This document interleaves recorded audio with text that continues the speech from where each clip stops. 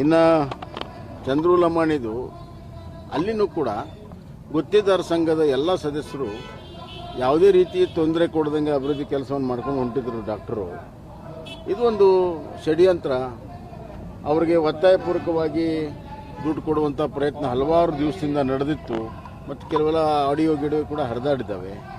ಈ ಎಲ್ಲ ಹಿನ್ನೆಲೆಯಲ್ಲಿ ಮತ್ತೆ ಹಣ ಅವ್ರ ಕಡೆ ಸಿಕ್ಕಿಲ್ಲ.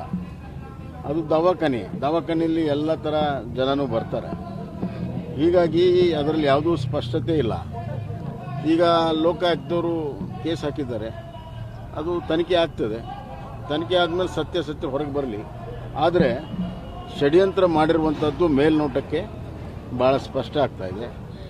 ಒಬ್ಬ ಯುವ ಡಾಕ್ಟರು ಒಳ್ಳೆ ಕೆಲಸ ಮಾಡಿ ಮುಂದೆ ಬರುವಂಥ ಈ ಸಂದರ್ಭದಲ್ಲಿ ಆ ತಾಲೂಕಿನಲ್ಲಿ ಅಲ್ಲಿಯ ರಾಜಕೀಯ ಮತ್ತು ಜಿಲ್ಲೆಯ ರಾಜಕೀಯ ಕರಿನೆರಳು ಅವನ ಶ್ರೇಯೋಭಿವೃದ್ಧಿಗೆ ಅಡ್ಡಿ ಬಂದಿದೆ. ಹಲವಾರು ದಿನಗಳಿಂದ ಪ್ರಯತ್ನವನ್ನು ಮಾಡಿ ಮತ್ತು ಈ ಥರ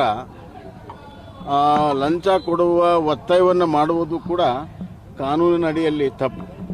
ಪ್ರಿವೆನ್ಷನ್ ಆಫ್ ಕರಪ್ಷನ್ ಆ್ಯಕ್ಟಲ್ಲಿ ಇವತ್ತು ಆಸೆ, ಲೋಭ, ಆಮಿಷ ತೋರಿಸುವಂಥದ್ದು ಮತ್ತು ಲಂಚ ಕೊಡುವುದು ಕೂಡ ಭಾಳ ದೊಡ್ಡ ತಪ್ಪು. ಹೀಗಾಗಿ ಎಲ್ಲ ಆಯಾಮಗಳಲ್ಲಿ ಸರಿಯಾದ ರೀತಿಯಲ್ಲಿ ತನಿಖೆ ಆಗಬೇಕನ್ನುವಂಥ ಒತ್ತಾಯವನ್ನು ನಾನು ಮಾಡ್ತೀನಿ. ಅಲ್ಲ, ಅದು ಎಲ್ಲವೂ ಅದರಲ್ಲಿ ಎಲ್ಲವೂ ಸೇರಿದೆ. ಆದ್ದರಿಂದ ಇದು ಸಮಗ್ರ ತನಿಖೆ ಆಗಬೇಕು.